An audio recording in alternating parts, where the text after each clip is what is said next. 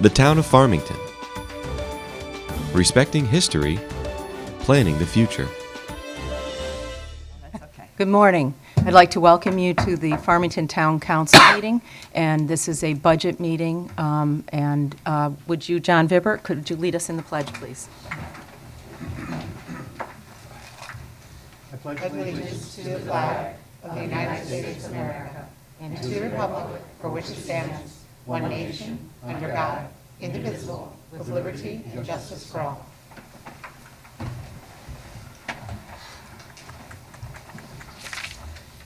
And today we are following up on our budget deliberations, and to begin, we will hear debt service, then we will hear the non-tax revenues, and then we will the council will go through the budget as a whole. So, Kathy, or Joe. Debt service. Oh, I'm sorry. Public comment, I apologize. We begin with having public comment, and you please say your name and your address, and you have 5 minutes.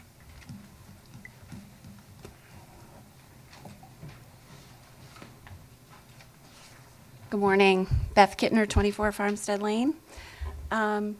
I've been speaking several times this week, so I don't want to belabor anything or repeat myself.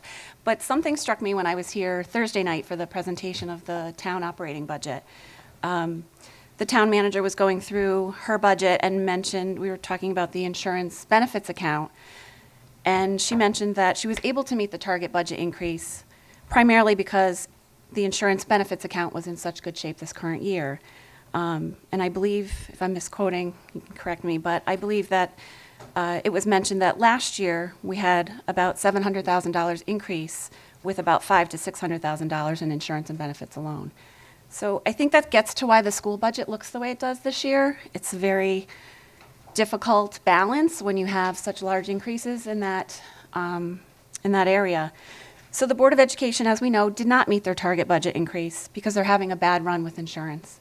And we know that's cyclical, and we keep hearing that it's to be expected, and it's not going to be from here on out. It's not Armageddon. It's tight this year, but I hope that it doesn't cause services and programs to suffer for the school children during this one blip in that. So, I was thinking about numbers a lot, as we all have been the past few days, and even if the town council were to stick with the upper end of their target budget increase, that translates to a reduction of $500,000 to the schools, and that's going to hurt. That's a lot of money. Going beyond that to 3.75 or 3.85, that's still over $300,000 coming from the school budget, and they can't go to insurance, benefits, contractual salaries, and other contractual expenses. We keep hearing a lot about technology and world language cuts and class size, and again, we know that the town council does not make exact cuts to programs or any line item in the Board of Education budget. But there were deliberations and motions made at the February 9th Board of Education meeting that got us thinking about those areas. So there were cuts proposed to significantly reduce the Chromebook purchase. We were in such a bad place a few years ago with technology in the schools, and we just got back into where we need to be. And I would hate for us to see us go backwards this year. And Matt Russ explained, I believe it was on Wednesday, how we get 4 years out of our Chromebooks. So the primary piece of equipment that our students are using, we get 4 years out of those Chromebooks. Most districts replace theirs after 2 years.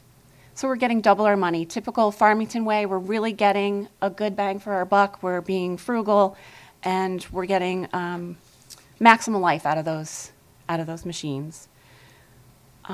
Also at that same Board of Education meeting on February 9th, our world language program, the K-1 world language program, was under scrutiny. And it's clear that it may not have the support of the full board, and that's why you're hearing parents' concern. It's taken us 13 years to get world language back in the lower grades in Farmington.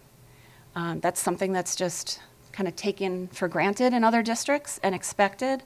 And so I hope that we're going to be sure that we don't allow the district to go backwards this year in that area. I hope that you won't put the Board of Education in the position of having to seek out significant cuts in the education budget.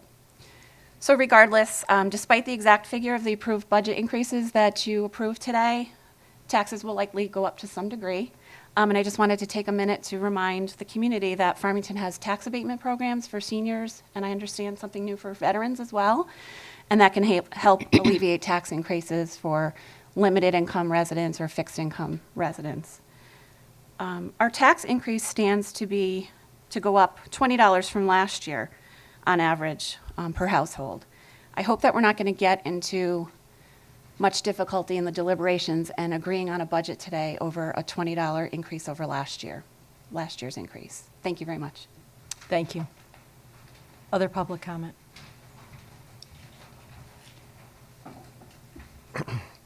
Stephen K., 57 Garden Gate. As always, I want to begin by thanking you for your service. The hours that you put in is countless, and on behalf of the town, it's incredibly appreciated. It's been said that I'm biased, and I am. I am admittedly biased.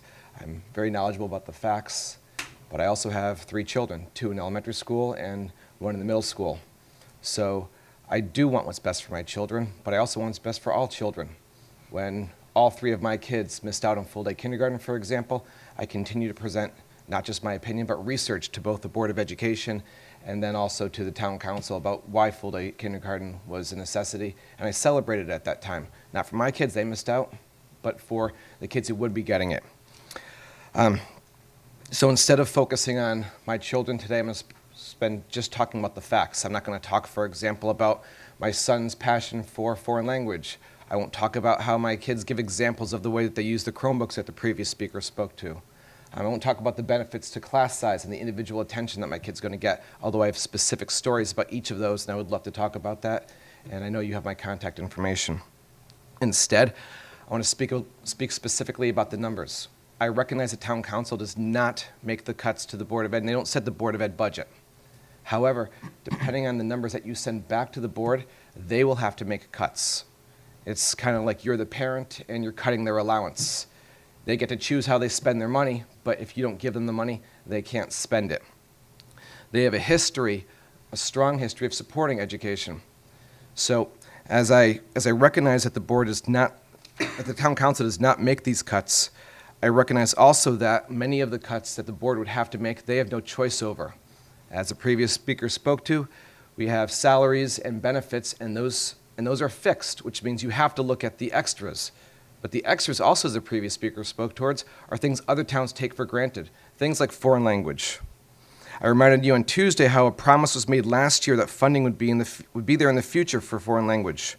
And I think I presented the quote at that time is at 1 hour, 25 minutes, which exemplifies again how long the hours that you put in of your 4-hour town council meeting last March 11th, I believe it was, yes. This is why when I spoke to the director of foreign language, of world language, she explained that they were not going to put it in 3rd and 4th grade, which would have been logical if there was any chance of it being cut, so that way there'd be something to build upon in 5th and 6th grade. Instead, if you're forcing the board to cut foreign language, I would suggest eliminate it now. What's the point of learning the language when you're not going to have it for the next 3 years and start from scratch again in 6th grade? I've also heard board members ask, what's the minimal amount of technology we can get by with? Farmington shouldn't be about the minimal amount of technology, and you all know about the benefits of class sizes. All of these cuts can be prevented if you honor the request of a mere 4.49% that the Board of Ed sent to you, which, by the way, is already less than our superintendent proposed. How can I use the word mere to describe 4.49%? Well, I moved here just over 10 years ago.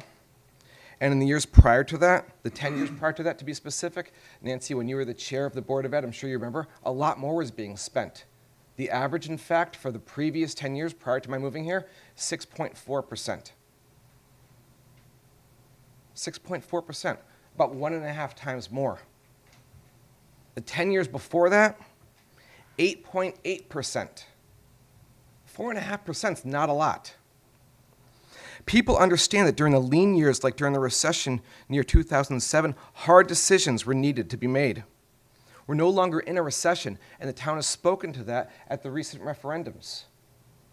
Every year, the townspeople have a chance to vote on your budget, and in recent years, it's been passing with huge majorities.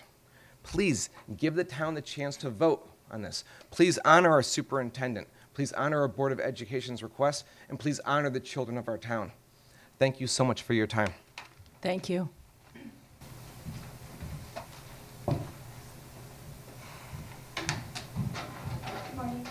My name is Rafina Lee. I live at 3 Hamilton Way, and I came here today because I'm a little concerned. This is the first time I've actually ever come to a meeting or spoken to any of you.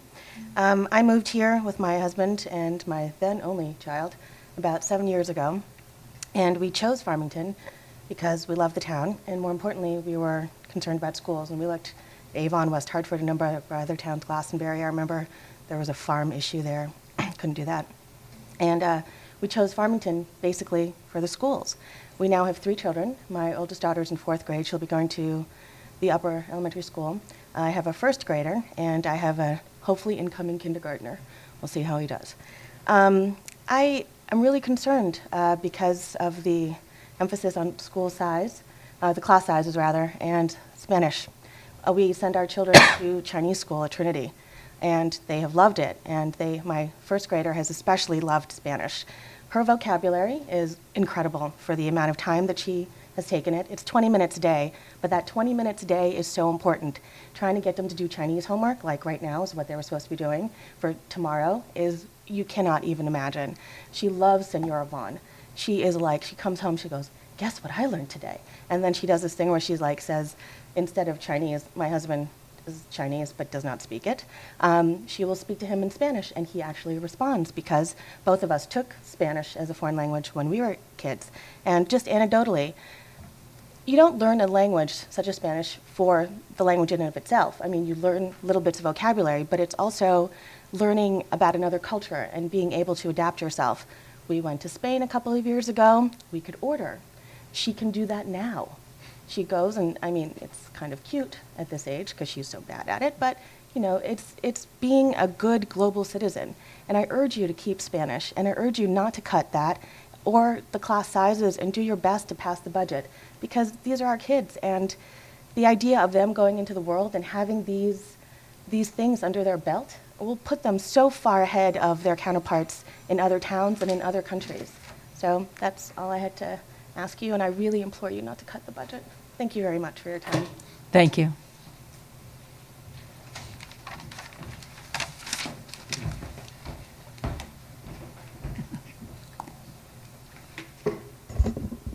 Morning. My name is Paul Kicks. Here we are. Morning. My name is Paul Kicks. I live at 53 Garden Street with my wife and our 3 kids. I am a journalist and writer and an author. I say that not as a means to give you my CV, but to say that in my life, having grown up in rural Iowa, having lived all over the United States, when budgets are cut, when it affects education, it overwhelmingly affects the arts and languages.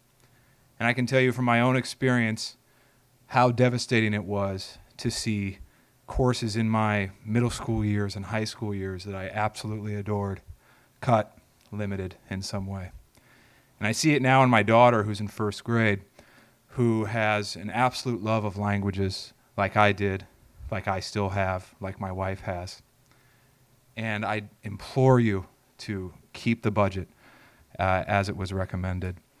If for no other reason than I don't want her to suffer in the ways that I had to suffer. If it weren't for some teachers who were able in my own life to give me things that were extracurricular, to go above and beyond what was necessary, I would not, to a certain extent, I wouldn't have found what I truly am passionate about in my own life. I see in my daughter Harper a love of language. She went through actually reading recovery, and I don't know if this would be a part of the Board of Education's decision, but I would truly hate for anybody for that to be considered as something that would be on the chopping block, because she went from struggling with reading to now at the end of or in 1st grade, she's one of the best readers in her class, and you have no idea how excited that makes me and makes my wife. By the same token, we are, by my trade, I have to travel a lot, and as a previous speaker just said, you realize when you do stories, you have to and do them across international waters, how much it helps to have a second language. For me, it's French. For my wife, it's Spanish.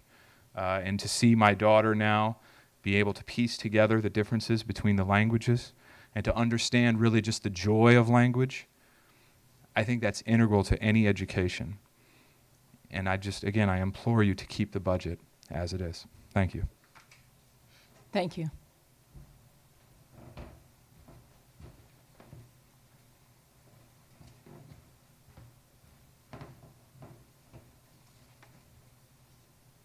Not as tall as you, sorry. That's okay, that's okay. Good morning. My name is Jeff Presh. I live at 12 Lake Garda Drive in Unionville. How are you, Mr. Swetke? Long time no see. Pardon me. The older I get, the more I forget, so I had to make sure I took some notes here. My now ex-wife and I moved here in 2006 from Weathersfield. I grew up in Hartford, so I understand what a bad educational system is. Like Stephen K., I am also a teacher. I've been a teacher for 19 years, the past 14 years of which I've been at Northwest Catholic High School in West Hartford. So all these things that people are talking about, I'm not going to sit here and proclaim myself an expert. I'm not.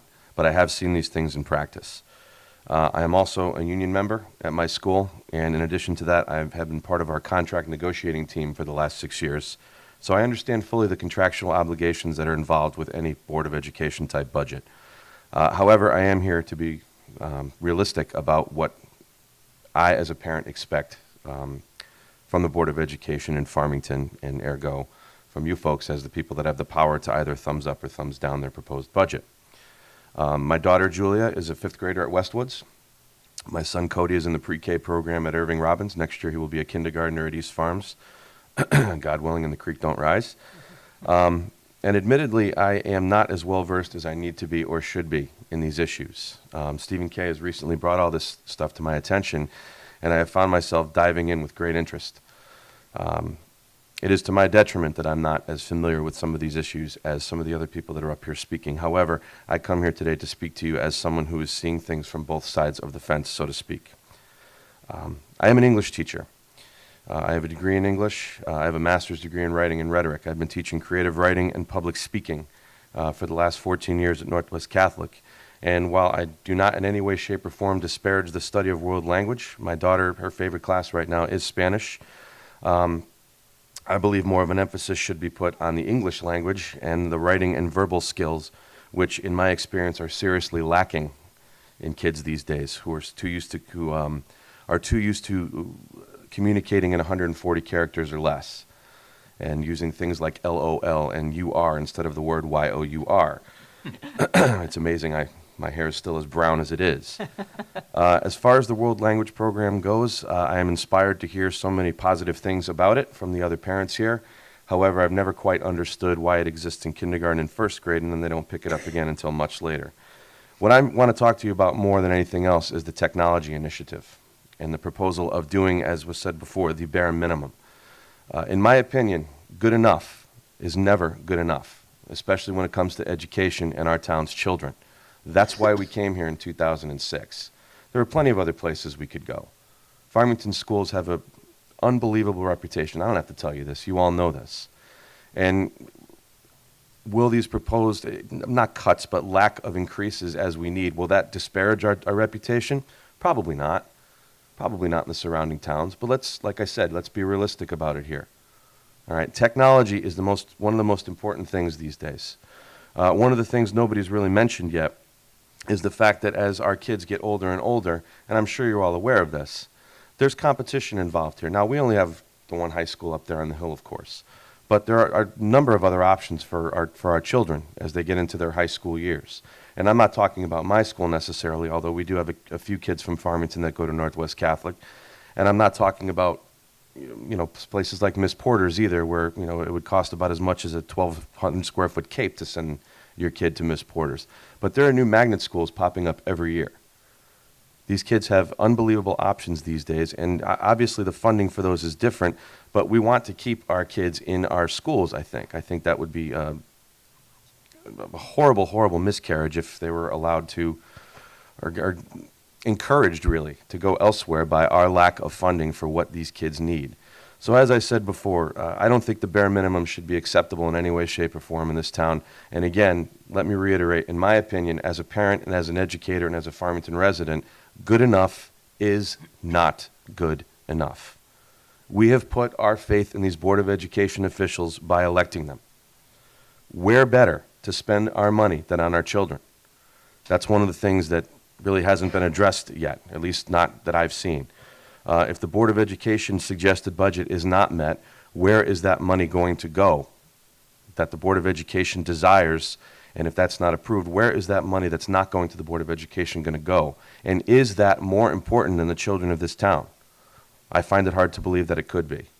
Again, as a parent and as an educator for almost 20 years. As I said, we put our faith in the Board of Education by electing them to fight for our children. I believe that you should do the same. Thank you. Thank you.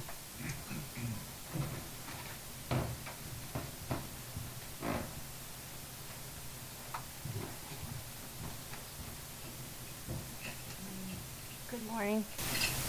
My name is Lisa Patel. I live at 10 Hinchley Wood, and thank you for taking the time and giving us this forum to voice our opinions.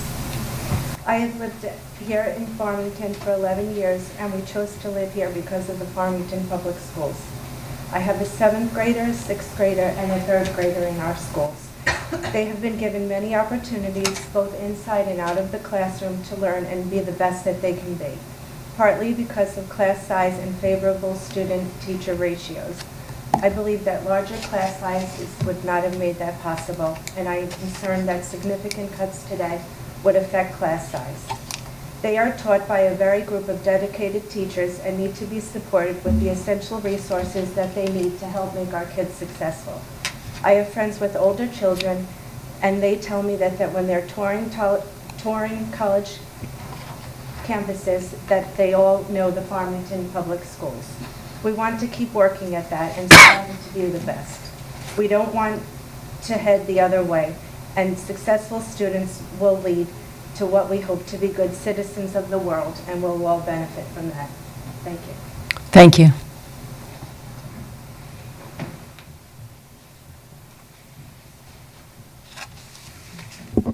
Hi, Kristen Mock, 26 Farmstead Lane.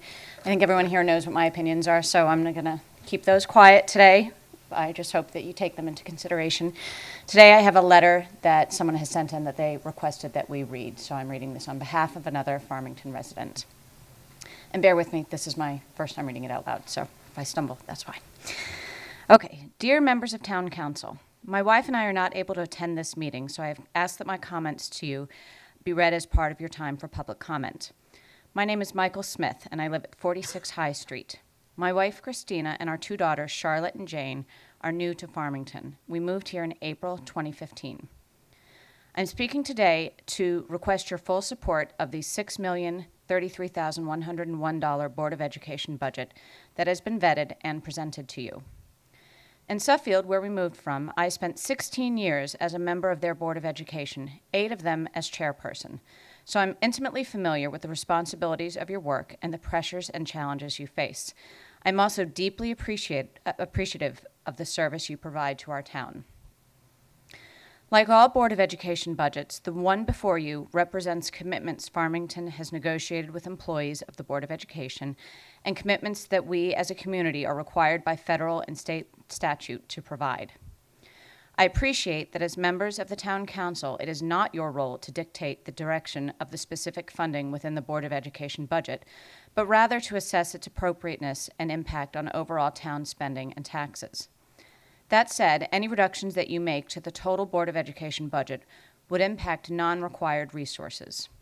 These might include things like the Early World Language Immersion Program, technology resources, and class sizes. Having shepherded many budgets through some of the worst recessions in Connecticut, I can appreciate that there are times when cuts to non-required but locally supported and valued resources are part of closing the gap and passing budgets that assuage pressure from community to keep taxes down.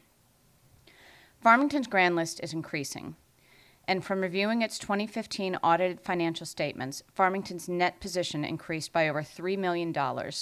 Its unassigned fund balance increased $791,402 from the prior year. The town's unemployment rate was 3.7% as of June 2015, a significant decrease of 1.2% from June 2014. The June 2015 rate remains significantly lower than the Hartford labor market area and the state of Connecticut rates of 5.4%. I'm not certain that these trends would lead one to conclude that we are experiencing one of those times where pressures must be exercised from outside of the Board of Education to reduce its offerings to the community. Farmington boasts an excellent reputation for the resources offered through its schools. As a past Board of Education chairperson, I was in the know about education offerings in our 169 towns, and I chose Farmington. This is a proud community that has and will continue to support the investments that you are making in education. You are the first in line of that support. I urge you to take the lead in supporting a budget that will allow our community to vote for the investments that Board of Education and the community are behind. Transparency is vital to good governance. If you have identified specific areas of the education budget that you believe require further scrutiny, please put them on the table today and provide time for dialogue with the Board of Education, its superintendent, and the community. This dialogue will serve to strengthen our collective understanding of our values and the challenges and issues before our town. In the absence of specific budgetary concerns or economic pressures, a general desire to simply reduce spending leaves the community with questions. They will look to the Board of Education, who, if they had a collective desire to reduce their town budget, would have. If you create a budgetary cap on Board of Education spending after they have negotiated in good faith with their employees, then cuts that they will make will affect areas of their budget that impact investments in education that are supported by its constituents. If this results in the divestment in early world language education and technology and supports and/or increases in class sizes, then we should pause to consider the importance of these resources. In 1994, when Suffield created its elementary school world language program, I was at best a tepid supporter. It was a program launched and nurtured by Dr. Bruce Douglas, our superintendent at the time, who left Suffield to become CREC's executive director. This line item of the budget escaped cuts early on and has blossomed into a robust program. Having remained at the Board of Education for 16 years, I became an enthusiastic supporter of the program. This early education created a solid foundation for language learning and ultimately led to increasing our graduation requirements for world languages, an important state and federal priority. Technology is changing how we learn. The Board of Education has made and hopes to continue to make investments in learning technology such as Chromebooks.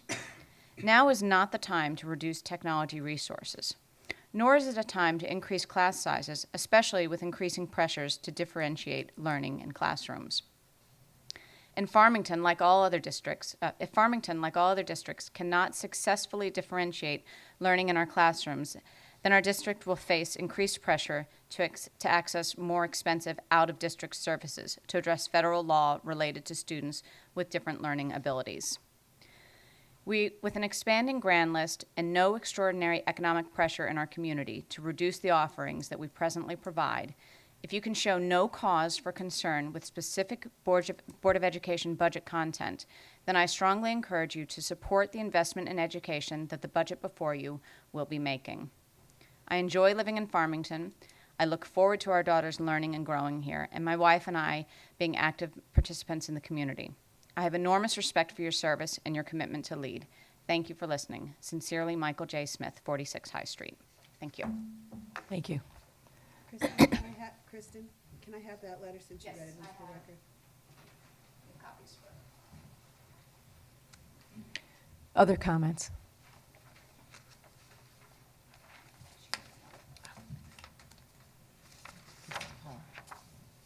Hi, good morning. Morning. My name is Lori Baylock-Tomkowitz, and I live at 3 Old Canal Crossing with my husband and my 2 children. My son is in 1st grade, and my daughter is in 3rd. We've only been here for about a year and a half, and we absolutely love it here, but these cuts really concern me. And I want to speak to the point of technology. The reason for this is I am actually a technology teacher in another town. I've been a technology teacher for about,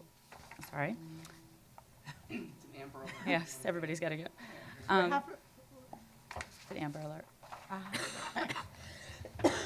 I have been a technology teacher for about 10 years now, and we are in a one-to-one initiative in the town that I teach in. And I really, really believe that this is not an area you can cease moving forward and make cuts. You have to just keep on moving. Technology is constantly advancing. Our kids are advancing with this technology, and we need to advance with them. You really, really cannot make cuts. In the classroom, I see amazing things happening with creativity, collaboration between one another. Unbelievable. If you just walk into any classroom where they're really vested with these Chromebooks, you will see the same thing. Every teacher needs to have one. Every student needs to have one, and we can't stop there. It needs to keep on moving. So basically, I just wanted to come up and give my support as someone who sees it every day and really, really understands the benefits. And I invite you, any of you, to come into one of my classrooms and see how it works anytime. Thank you.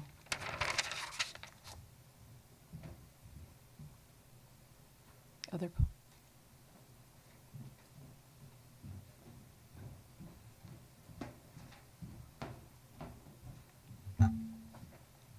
Good morning.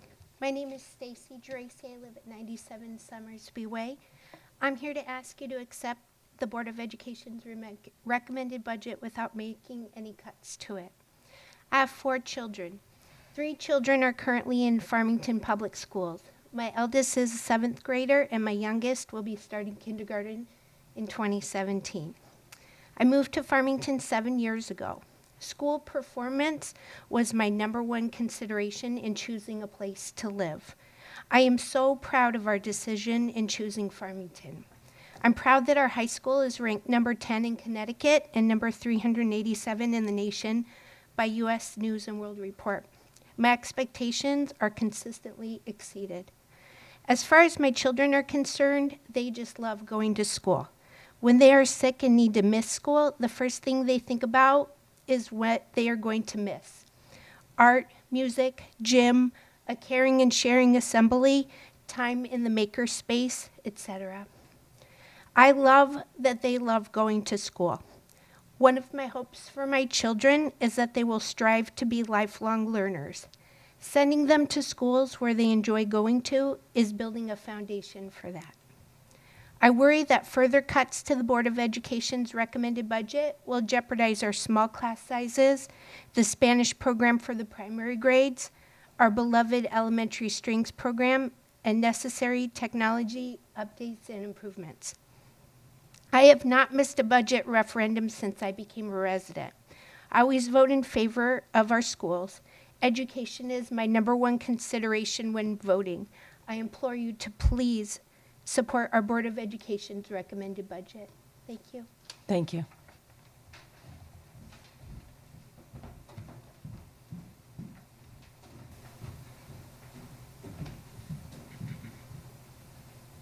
Good morning, Nora Benanti at 26 Tall Timbers. I'll be brief. Something that I've learned after observing the last several days in the Board of Education meeting earlier in the year is just how much hard work and thought is put into putting together the budget. And I guess I would just ask that we don't preemptively try to bring that budget down before the town has a chance to vote on it in the referendum in May. So thank you very much. Thank you.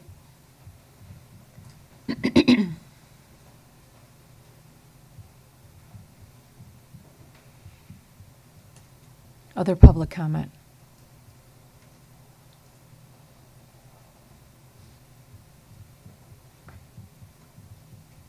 Okay, we'll close public comment and move on to consider and take action on the budget. Our first item is debt service.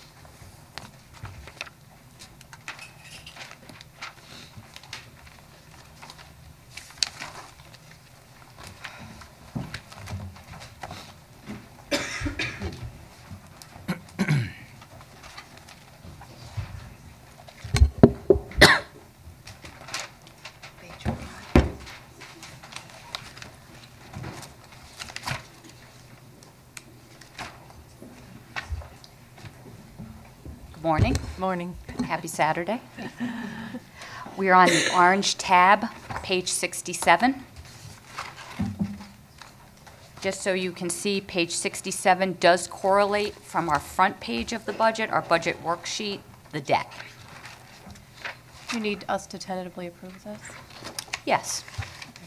I'll make a motion to tentatively approve page 67. Second. Okay.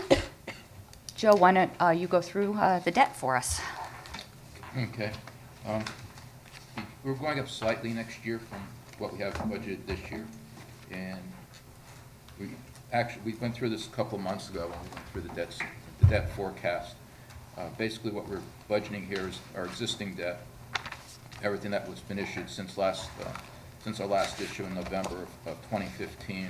Plus we're budgeting enough money for another debt issue, a long-term debt issue that will probably take place in either June or July, I'm not sure yet. It will handle it'll handle probably about $5 million. It'll handle some of the existing authorizations, plus possibly another $1 million of an authorization that we're requesting from the council for the roads. So, like I said, we're looking at about a $5 million debt issue sometime in either late June or early July. We're also budgeting money for a band interest. We are going out probably in 3 weeks, it looks like. We'll be issuing bands, short-term notes, one-year notes, $35 million for the sewer plant upgrade. That'll be the first issue we do.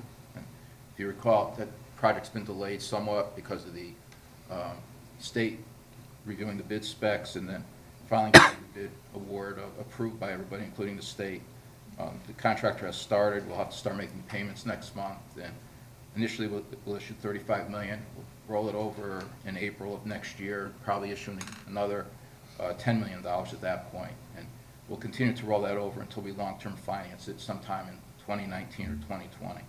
So we also built in the money under band interest, $580,000 for next year for the that particular issue. I think that's pretty much it. We looked at refunding possibilities, and we really don't have anything at this point. The market's been going crazy, and it's actually in a really good spot right now.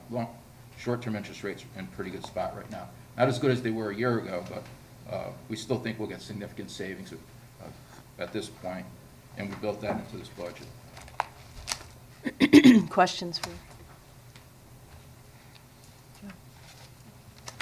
Okay, all those in favor of tentative approval of 67, say aye. Aye. Aye. Opposed?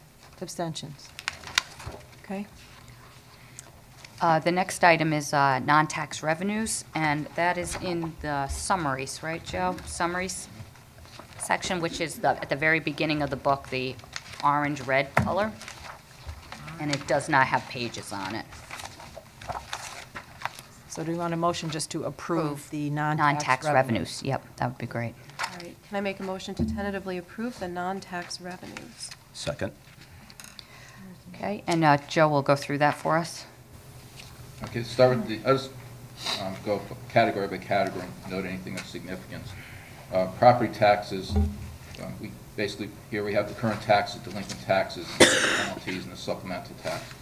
The big interest number here, or the big change number here, is the supplemental motor vehicle tax. We did have a substantial increase in our levy this year for supplemental motor vehicles, and we believe that'll carry forward into next year. So that account is actually up quite a bit, over $70,000 for next year. Under licenses and permits, we actually have a significant decline in one of our revenue accounts. Our building permits we're projecting next year at $675. This year it was at $825. We went through a really good cycle of building activity here in town. Predominantly a lot of commercial activity, renovations, UTC, things like that.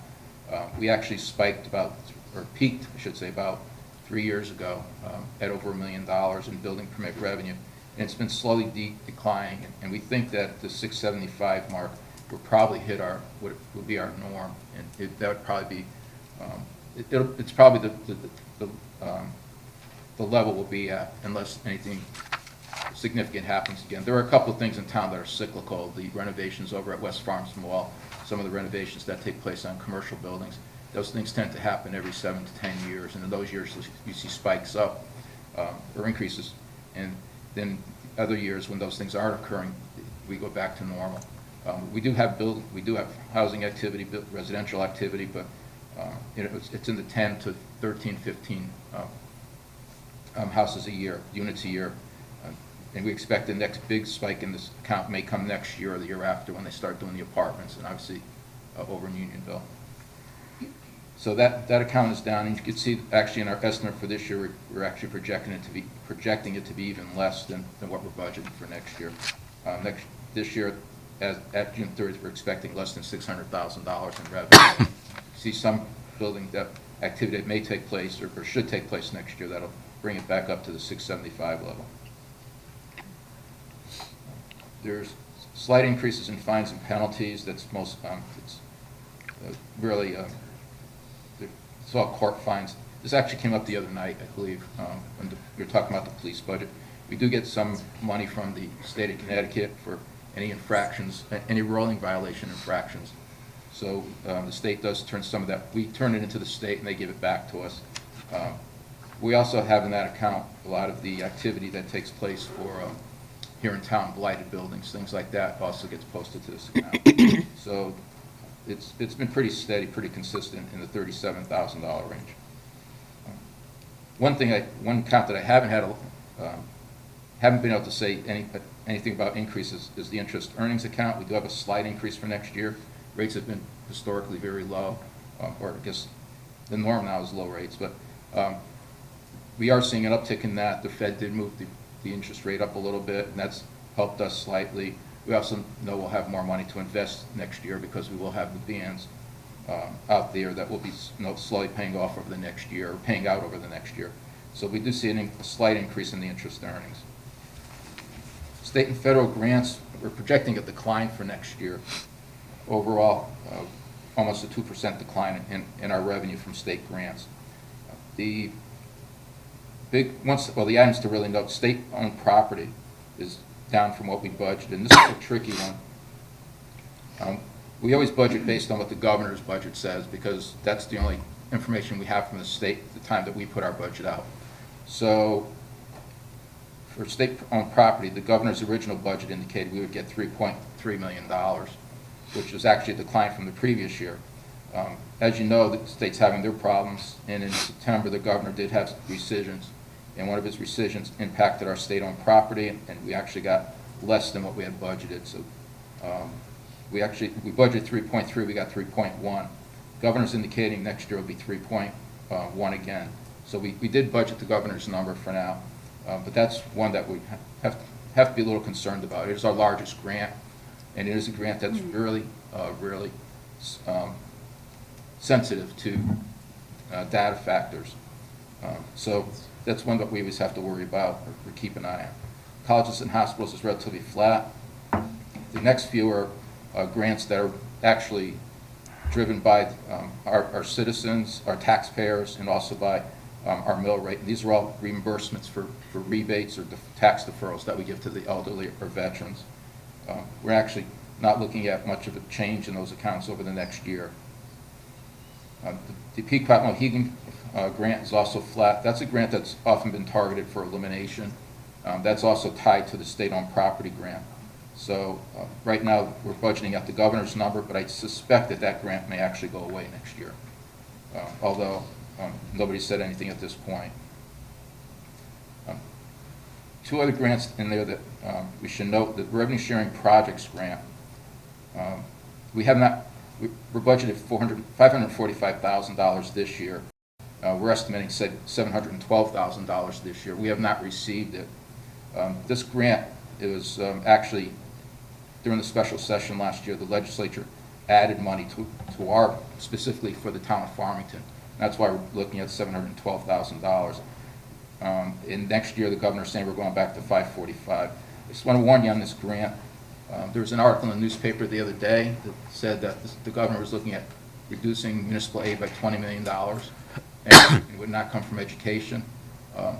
If they really do reduce grants for this current year, that's the only grant left that they have not paid out, so that grant may see an impact in the current fiscal year. and it may also see an impact next year.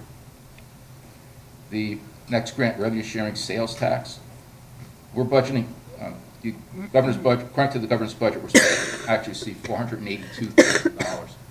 We budgeted half of that. This is a new grant. It's supposed to, what they're supposed to do is, the state's supposed to give us some of their excess sales tax revenue. I don't know if they have excess sales tax revenue at this point, so I think it's kind of a misnomer. And this is one that there's a lot of discussion. I've talked to colleagues about this and what to do, and some aren't budgeting it at all. Some are budgeting like we're recommending, budgeting half. Some are budgeting the full amount. I'm very uncomfortable budgeting the full amount on this. I think that either this grant or the one we just mentioned, the revenue sharing products, will get reduced either in the current year or next year. So again, our recommendation is to budget half of that grant as a cushion or a buffer.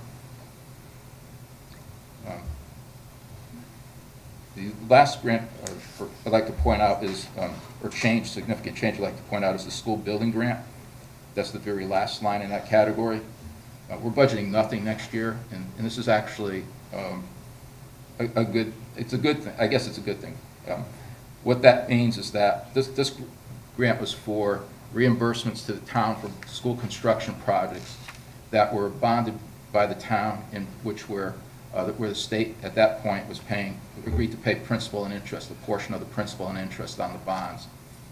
It's the old school building project program. The state changed the program probably about 17 years ago, I believe, at this point, where they went to progress payments, where they actually pay you while the construction's going on. They don't pay the bond interest or principal. What this means is that we don't have any, all our old school building projects that were under the old program are now gone. We've received all the reimbursements from the state we're going to receive for these old projects. We still will receive them on new projects, but it will be under the new program. So that also means that all the debt that we had on those old projects is actually gone. On the next page, we have service charges. And here we're looking at approximately overall 3% increase. A couple of significant increases are the real estate conveyance tax. We do see some positives there with sales transactions taking place. We are seeing an uptick in revenue in that account. And then, other than that, they're pretty much flat. Most of the grants are pretty much flat. We do have alarms and connections going up slightly. I'm sorry, zoning hearings going up slightly next year. This is also because a lot of the zoning activity that's taking place and a lot of the citations and fines that have been taking place. Also applications. And then finally, other revenues. We have assessments and other revenues. The assessments, again, that's another category that's decreased substantially. And what that was actually the assessments that we levied on other towns to help pay the principal and interest on the loan that we took out for the 1993 water treatment plant upgrade. All those bonds have been paid off. They were paid off last year, and all the assessments to the towns were fully paid off this year. So that's down substantially. We're down to basically a few minor assessments for water mains and things like that. That number will actually jump again in about 4 years when we permanently finance the new Clean Water Fund loan that we've applied for. So that number will jump substantially in about 4 years. And then the last item, under other funds, we have Westwood's contribution. And Kathy touched on this one the other night. This is the money that we're anticipating coming in from the Westwoods golf course to help offset the maintenance costs that are now in the highway and grounds budget. So overall, revenues are up 3.86% for next year. And that's where we are with the non-tax revenues. Questions? I Go have a ahead. question. Yep.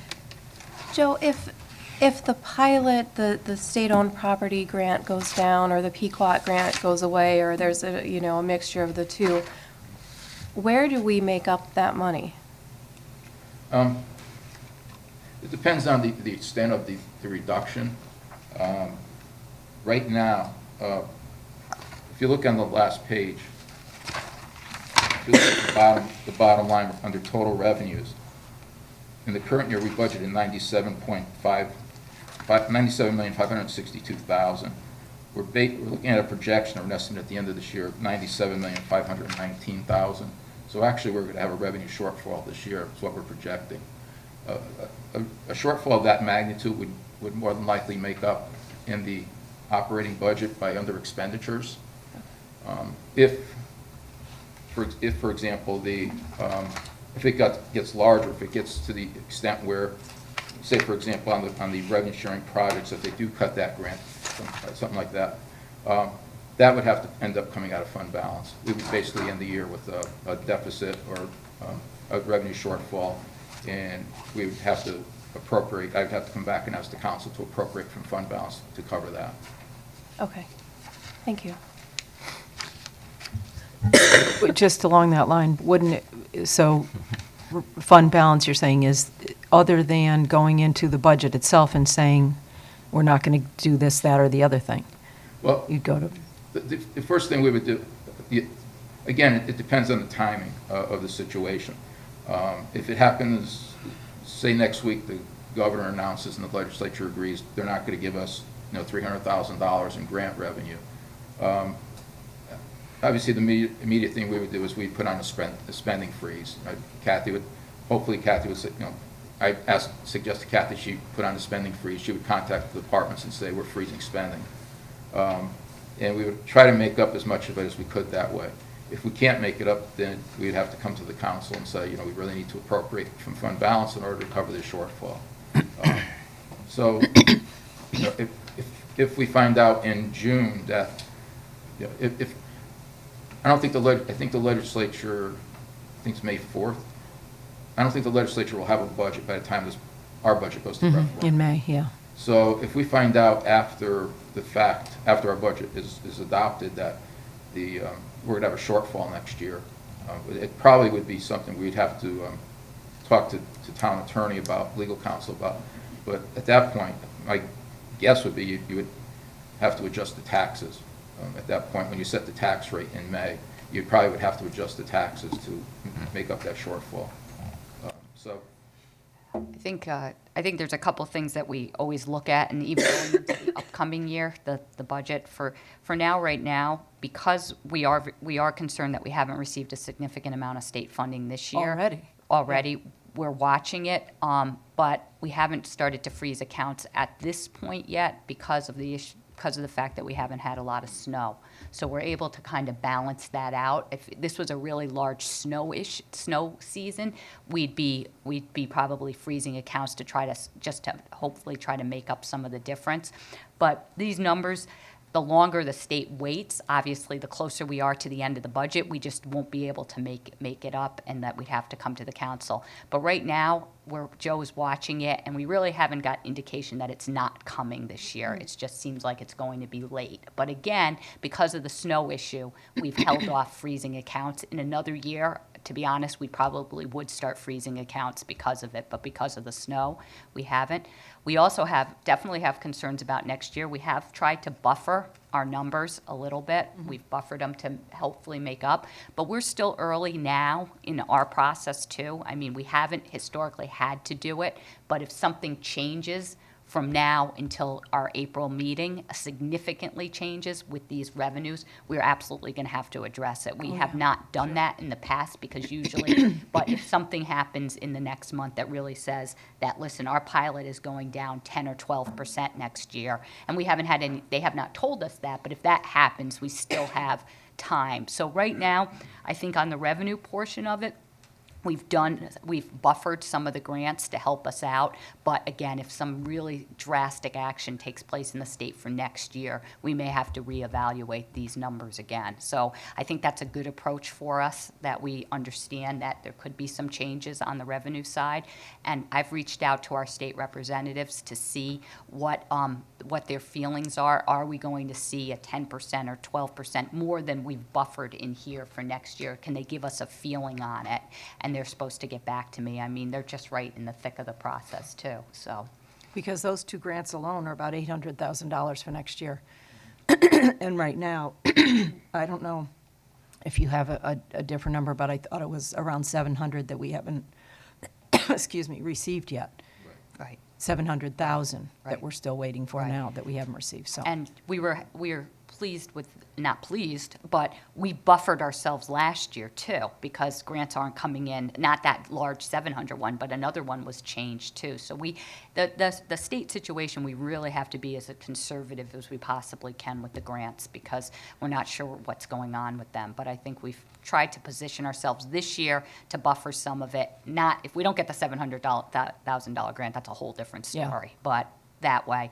And like I said, we've started a buffer with Joe has only budgeted half of a anticipated grant, so that's where we are. Okay. Amy? Joe, where are we right now with the fund balance with percentage and actual numbers? Right now, we're at little over, probably around 11%, slightly under 11%. And what's the number amount, just for I don't context? have that in front of me. 11% of the budget, right? What did you just say? We have 11% now in fund balance.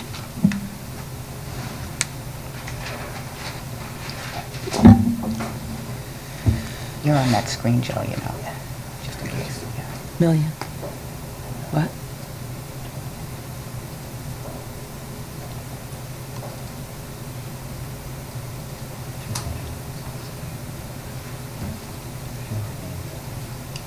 In, oh.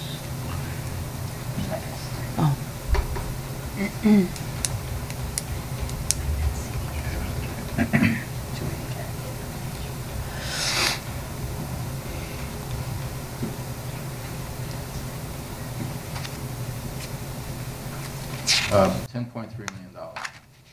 And again, I'm not sure if we're going to really get a helpful answer, but if you look back, let's say the past 3 years, the governor's budget, proposed budget, and what the actual money is that we're officially supposed to get, not what the reality is after we're in, is there any? Historically, the governor's budget is less than what we usually get. Okay.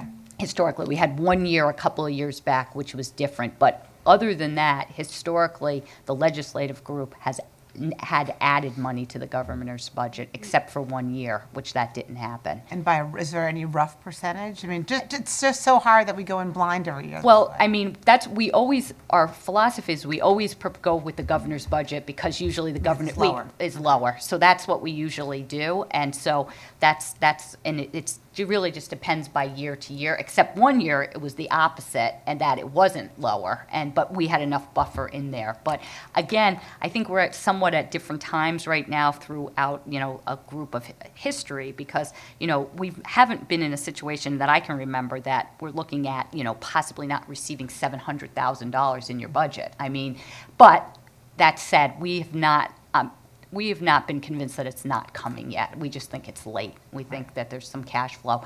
And the governor himself and the legislative group have been they haven't given a lot of warning that have said they're really going to slash the municipal part of the government to such an extent, but we have done a buffer. And like I said, I think there's going to be more information to come, and we may, for the first time in my history, in April, actually have to make changes to the budget, which you have the total right to do. We just haven't historically have done it, just to help us on the revenue side of the budget. So we have two problems. We have going forward and going backwards. Yes. That's why it makes it very complicated. Yeah.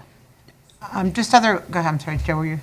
Just to add to that, even if they do fund at the governor's budget, there's never really guarantee that you're going to get that. Right.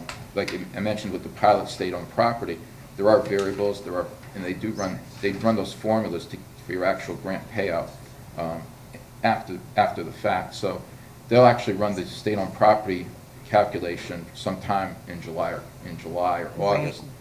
Way beyond. For payment in September. And there could be other factors beyond anybody's control that could cause that number to move in a different direction. And it actually would point that out, the education grant number, which is the third from the bottom. That's been a pretty steady grant. And this year we budgeted $1.6 million. Last year we got $1,617,000. Next year they're telling us we're getting $1,608,000. This year we're actually going to receive 1.56.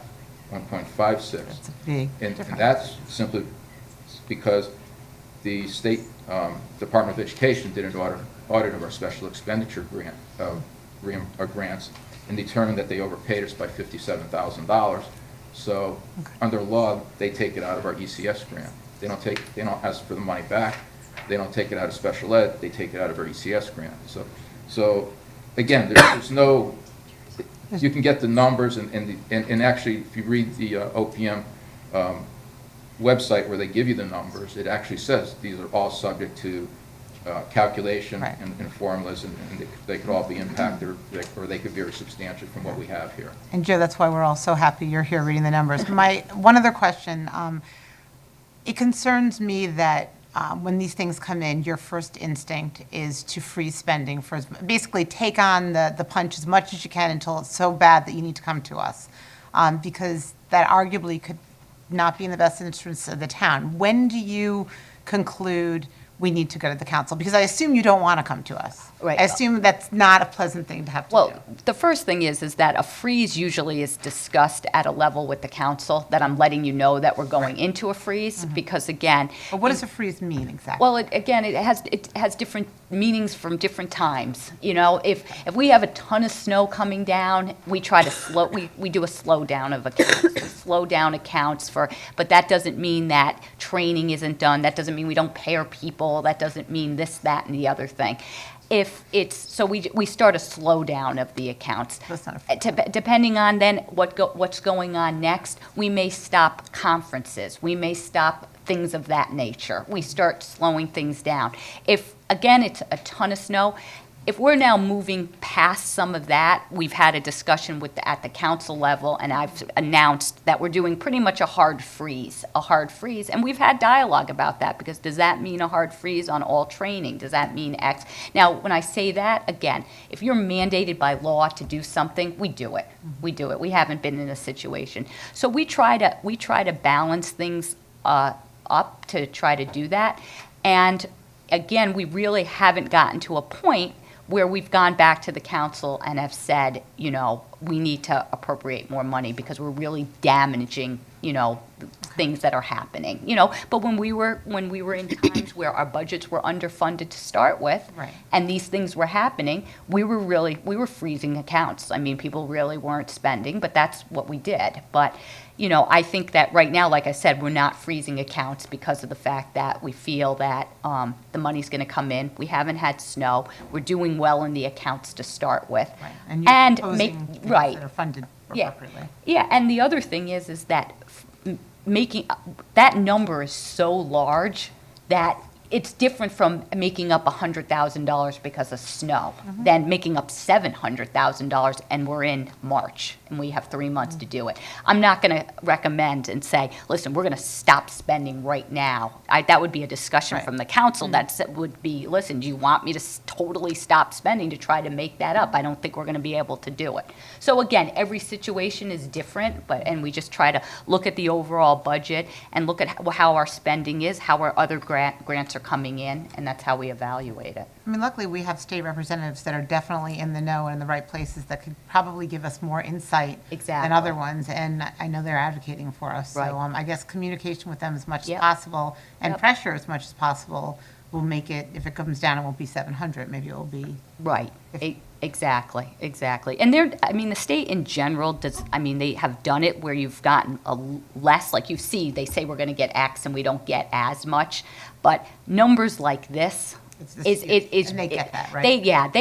Because everyone's living in these budgets. So it's really, losing a little bit, but not sending $700,000 to a town, and then you look at the other towns, that's substantial. They try not to do things like that because they'll wait till the next year and just tell you you're not getting it. Yeah. I just ask, and keep us in the loop. This freeze, just so we know, we're all working together on that. Yep, sure.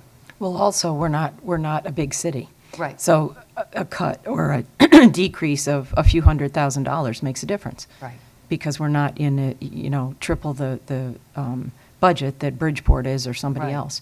And also last year, when we talked to them in February, there was going to be additional funds coming in. And when they actually came down to the budget last year, we were minus. Right. So it appeared in February that we were going to get more money, and we didn't. We actually got a decrease. Right. So that was after the fact of a discussion with them. But anyway, John. Joe, if my memory serves me right, this sort of thing happens all the time, that we always put our budget together before the final numbers from the state are there. If I recall correctly, a couple years ago, we again budgeted conservatively, and we got a major increase in state funding. How much difference was that? Top of my head, I'm not sure. I think it was close to $400,000. $400,000. Now, do we increase our spending by $400,000? No. So we just put it into fund balance? Yeah, you're somewhat limited in what you can do after the fact. You could appropriate up to a certain dollar amount on your own. You could appropriate up to a certain dollar amount, and then have to go to town meeting. And you could appropriate up to a certain dollar amount and have to go to a town meeting and referendum. But we didn't pull that money out of the fund balance next year and lower taxes. No. And in fact, most years, we budget conservatively, and we get more money from the state than we expect, and that money goes directly into our fund balance. Absolutely. So in a year that comes up where we budget conservatively, but not conservatively enough, and we don't, why don't we just take the money out of fund balance? And up to a certain, and you will, if this happens, if nothing changes here and there is a shortfall in the course of the year, if we can't make it up, then it will come out of fund balance. But it seems to me there's this ongoing flux based upon us budgeting ahead of the state. Mostly, the state gives us more money than we expect. Some years they give us less. But it seems to me that we use that fund balance in a one-way direction. We've been saving it. Saving it for what? Well, that's. But we've discussed that, It would seem to me that what we want to do with the state money is to save it for the year that they don't give us as much as we expected. And Well, I'm sorry. Rather than talking about all these slowdowns and Well, again, technically or legally, we're not supposed to run our budget in a deficit. I mean, that's, that violates state law, it violates town charter. So the goal is, and nobody wants to run a budget in a deficit, or it's just not a financially prudent thing to do. And if you could do something to forestall that or prevent that from happening, then I, as a finance director, I have to do that. I just can't rely on the fact that we're going to tap fund balance every time. That's not what everybody's asked. well, we haven't done it in my lifetime. And also the same thing. It's, again, you could appropriate from fund balance at a certain point. If we don't get that $700,000 and we're short $700,000 at the end of the year, and I have to come to you and say we need to appropriate for fund balance, you're going to go to referendum. You're going to do it. You're going to have to say yes. Town meeting's going to have to say yes, and then the referendum's going to have to say yes. And quite honestly, that's also a cumbersome process. And fund balance is there for a rainy day. It's there for when you truly have an emergency, when you truly have a problem, and there's a major shortfall. So, yeah, if we do have a major shortfall of $700,000, I would come to you and say we need to appropriate fund balance. But at the same time, if we're talking a couple of $100,000 and there's some way of forestalling that or making that up in the budget, then I would, again, prudent thing is not to touch fund balance. The prudent thing is to try to make it up in your budget. So that's what we look at. You hate to say this, but a budget is a snapshot in time. This budget on July 1, actually this budget, the day after it's adopted, it is no longer it's no longer accurate. I mean, there are things that'll change every day in this budget. We had a joke that one department overspent the budget on July 2nd last year because they needed something that they didn't have in their budget, and they were suddenly over budget. So things change. The budget's very, very fluid. It changes all the time. And that's why we monitor it every month we do a forecast, we do a projection, we look at what's happening, and we know if we could, where the money is and where the money isn't, and we adjust for it all the time. So. Yeah, and the other thing too is, John, one of the things that I do agree with you though on is that we were going year after year where we were freezing accounts all the time, and at that point, that's what we discussed, that we are just not funding our accounts at the right dollar amount. And that's not a good way to do things, because then that's not really a true budget. And that's what we've done. I don't think we have frozen accounts in 4 or 5 years, right, Joe? Yeah, we have. Yeah, and that's the other thing. Yeah, we haven't frozen accounts in many years, and even when we do freeze accounts, you know, it really isn't what I would ever call. I don't think we've ever had a hard freeze here. Maybe 1 year. At least not in my time, because you know, basically what you're telling people is you only can buy stuff when it's an absolute emergency. Well, you're amazed at how that conference in New York City is suddenly an absolute emergency and absolutely required, or you know, it's absolutely necessary that we're going to get paper. So you know, we say we have a freeze, and we do to some extent freeze some items, but again, you know, this budget is constantly monitored, and we'll know. I mean, I could probably tell you within a fair amount, unless there's some drastic thing that comes along. You pretty much know by September whether how you're going to end the year and where the money is in this budget. Yeah, and I'm not critical at all how we do it. I'm just saying when you isolated the issue of are the pilot funds going to be more or less than we were budgeting for, our history is that we budget our pilots less than they actually turn out to be. So when you take a look at that in a 20-year cycle, we have a positive. You know, we budgeted less for pilots than we actually received, and that's so to isolate on that and to make it seem like this is an emergency coming up. I think it's not quite accurate. Well, again, but we've never had, and I don't want to sit here and debate this with you, but we also never had a governor say to us at this point in time that the state is changing their philosophy and they're changing how they're going to do things and how they're going to spend things. And you know, and this current governor in the past 5 years has always said, you know, municipal aid is sacred, and all of a sudden this year municipal aid isn't sacred. So there's a lot of unknowns out there, and there is an element of uncertainty out there because of what we're seeing as a possible change in philosophy at the state level.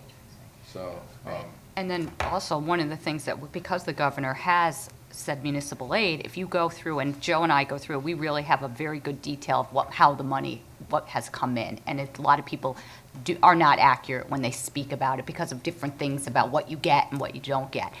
We at our federal and state grants have been very consistent. We haven't been saying that we've been going up, but if you look through history, we've had times, and that's again one of the reasons on our budget with our revenue, where you've had drastic reductions in revenue. You've had 10, 12%, you know, $600,000, $700,000 of reductions, 10% out of state, 12%. So again, in this picture of time, we're in a good place, but based on the fact that the governor said that this may be changing, we just have to evaluate it. And I think that's our recommendation at this time. When we look at, I've got to go back to, you were just talking about the state-owned property you mentioned. Isn't it our revised budget, unless I'm reading this wrong and don't understand, 3.3? And the estimated that we're going to get at this point is 3.1? Yeah. Yes. Okay, so right now, this year, we're going to get less than we expected. So it's not once in a while. I mean, it is happening this year.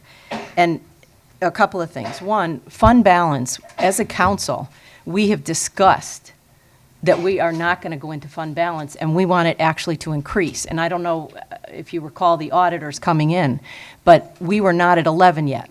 They were discussing being at 12 to 15. We're not there. So as far as I'm concerned, we need to continue to increase our fund balance because that's what they're discussing is a good and appropriate way to do things. So I don't think at all that we've never discussed just going into fund balance and using that. And there's a reason for it. The auditors came, they talked to us about what we were doing, and we appreciate and respect that, and that's why they're here. So I wouldn't advocate for that for a moment, unless we need to, Joe, or, you know, as you're saying, we absolutely have to do that, then that's a different case. But as far as fund balance is concerned, we should be continuing to increase that fund balance. Secondly, when you talk about the state right now, I don't know how you can compare this, John, at all to any other year. We have the state, the governor telling us that it's totally different now. He's reaching in, not giving raises to people so that other people have their jobs. I mean, this is a year that I haven't seen in my time here being an official. And when I look at what we're doing in our budgets, we are so fortunate in Farmington, and I'm so proud to, you know, we do really good things every year. Some years are tighter than others. But we really take care of ourselves in so many ways, and we have to be careful, not, we have to look at everything and really evaluate everything, but I'm still nervous about this year.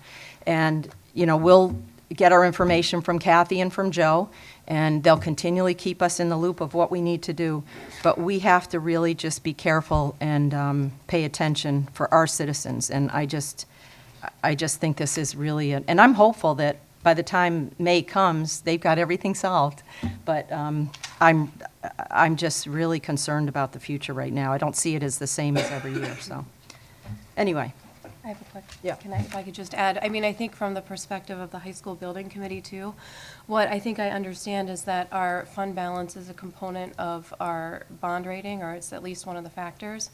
And I know we talked about, we're behind in some of the factors in our bond rating on things that we don't have any control over. And I don't remember what those things were, but I think it had to do with population or industry or stuff like that. So, if we're looking at wanting to do the best we can possibly do for the future of the high school, I think that would be another reason to just kind of keep to building that up so that our bond rating is secure for when we do turn our attention to doing that for the high school, that we have the best we can for that. Other questions for Joe or comments? Okay. So we have a tentative approval on the no tax revenues. All in favor? Aye. Opposed? Abstentions?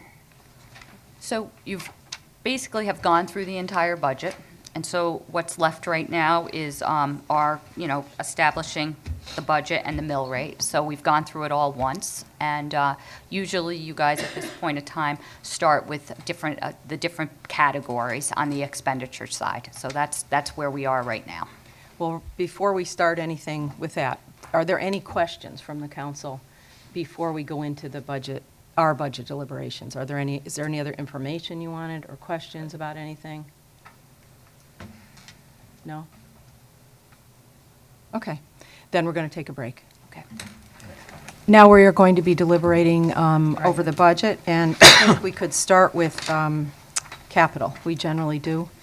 Okay, so, Madam Chair, I'd like to make a motion to amend the capital budget to move $75,000, which is the Spray Ground Water Park, from fiscal year 18-19 forward to fiscal year 17-18, and to add $120,000 that would specifically be dedicated for student transportation vehicles and kitchen equipment, that's the FHS dishwasher, as shown on the Board of Education capital project list, for a total capital budget of $3,356,900. Second. Discussion. Yep. If I can have it back. Go ahead. Oh, gee. Go ahead. Well, I'll speak to that budget, the increase at least in the Board of Ed's capital. I think we've seen in this budget for a couple of years that they have a dire need to replace these vehicles that transport our students. They have a lot of money and miles into them probably.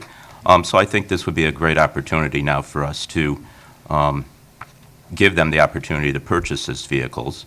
And of course, always the fun one would be the dishwasher. I would love to see that dishwasher bought, put in up at East Farms, and have it go away, and we don't see it anymore. So I'm fully in support of making those capital additions to the Board of Ed's budget and capital.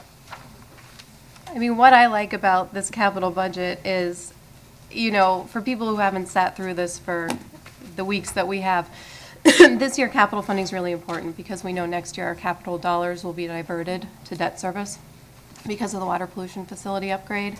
And a couple things in this capital, Peter talked about the additional 120.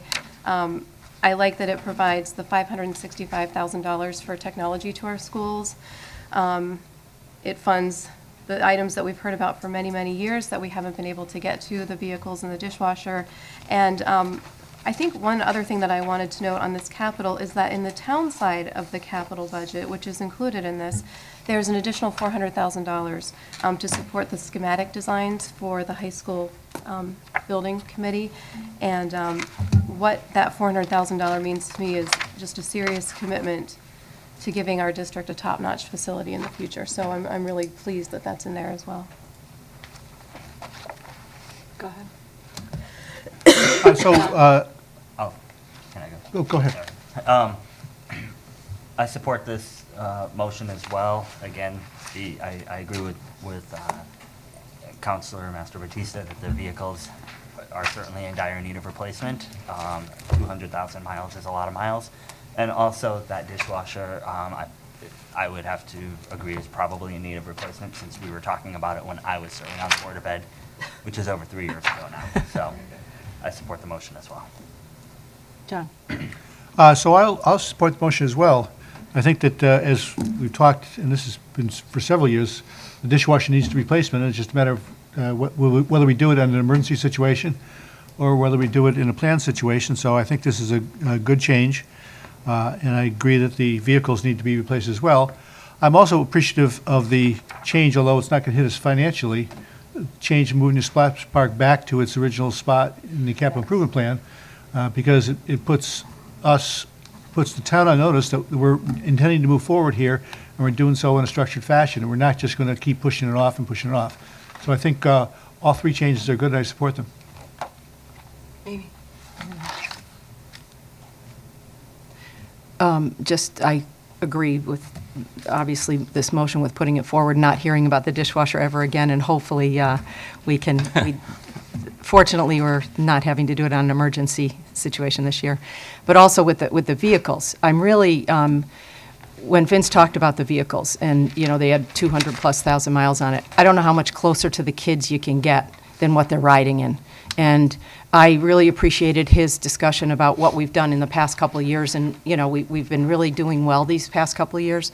So I'd like to just see that, it's important to get that forward too. And then it really looks reasonable in that fleet for the next, we don't have any that high anymore, so it kind of just puts that, in perspective, and you can really be confident that you won't have trouble with it, so, anyway.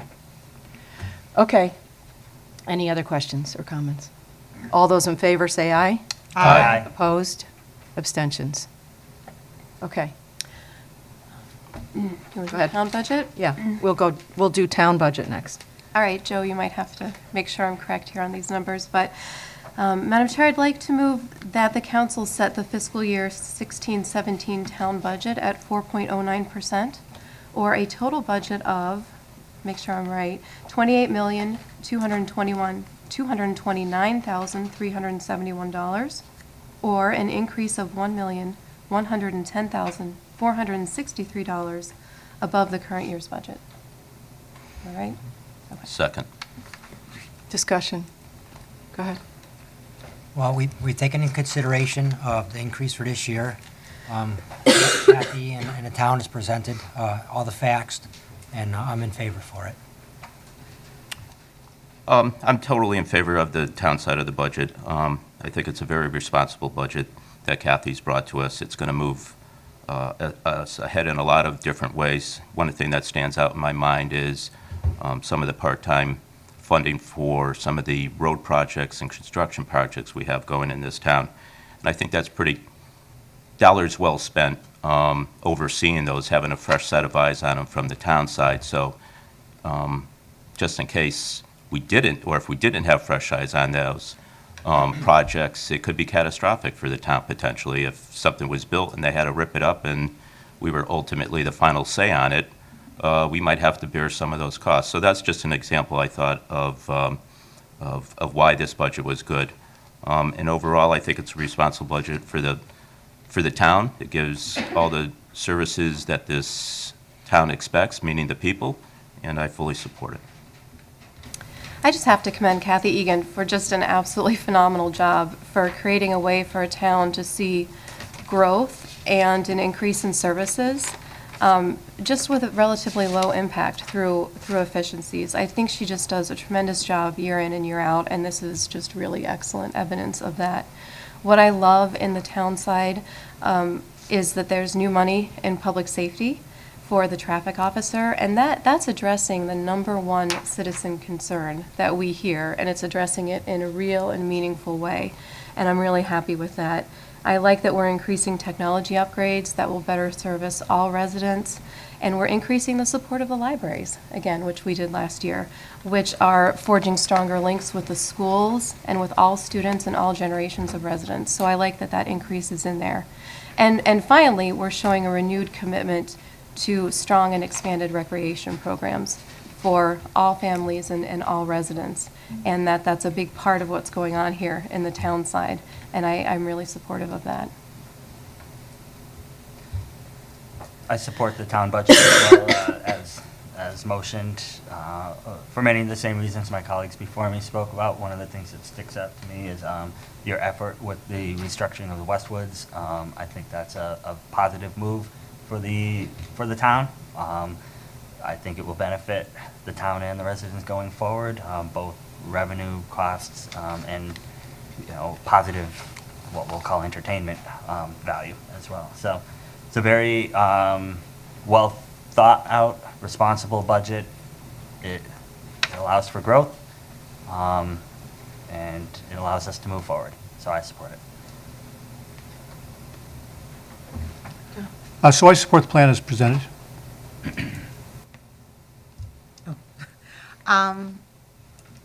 I just want, to some extent, follow up what Meredith said. We have an outstanding town. It just doesn't happen.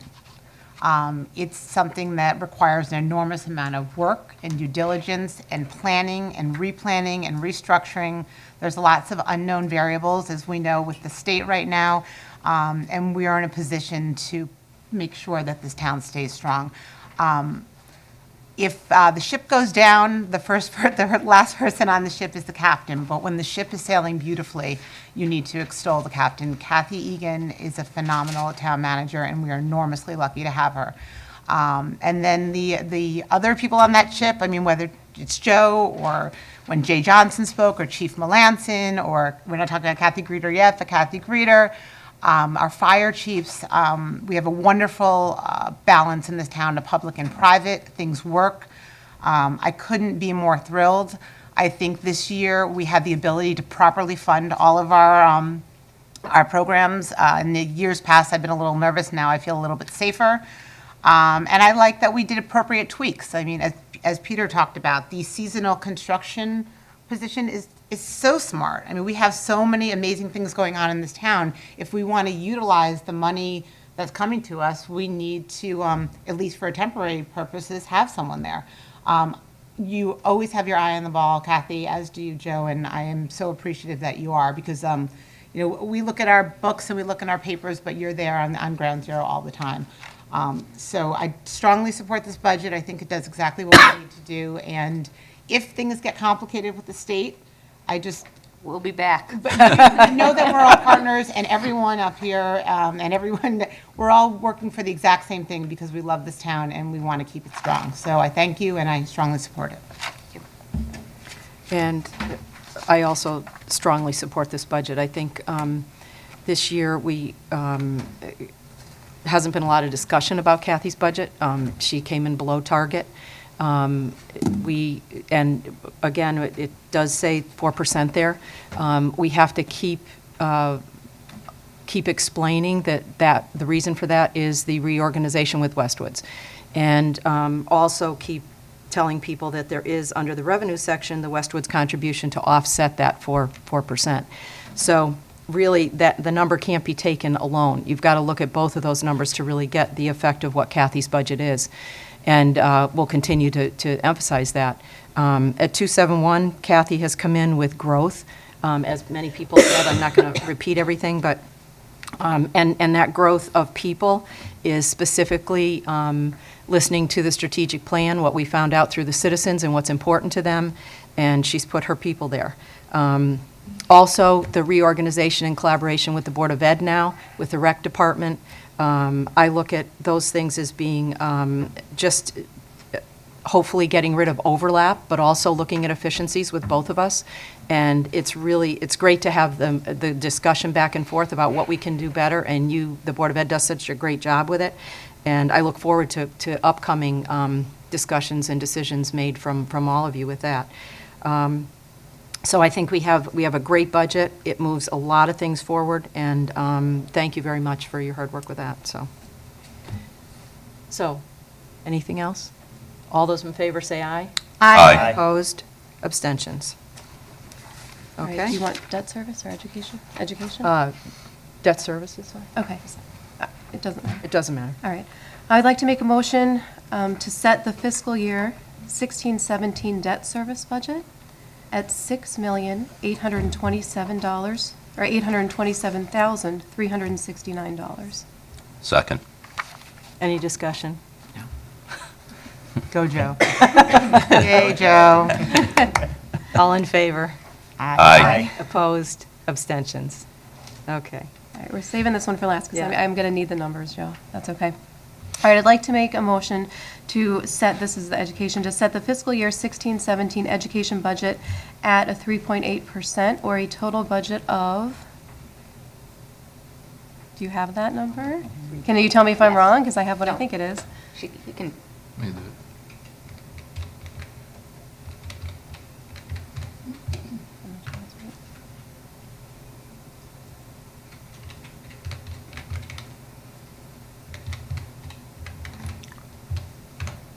$62,686,075. Okay, $62,686,075, or an increase of $2,294,866 above the fiscal year 15-16 budget.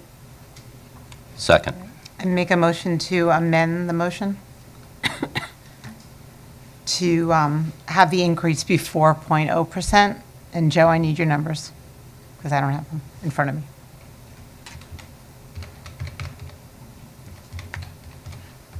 Is there a second on your motion? I'm waiting to hear the number. I need a number. Well, 62,806,000, I'm sorry, 62. 62,806,857. Second? 8 what, Joe? 857. Thank you.